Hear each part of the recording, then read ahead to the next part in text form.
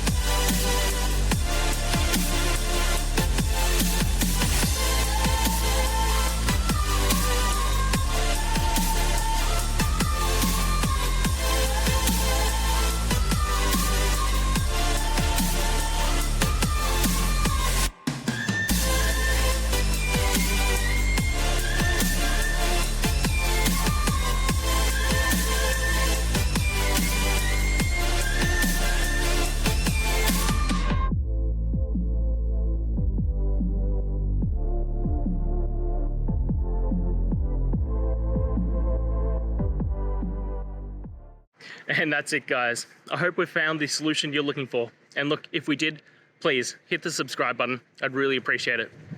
And until the next time you need technical help, I hope you have a good one.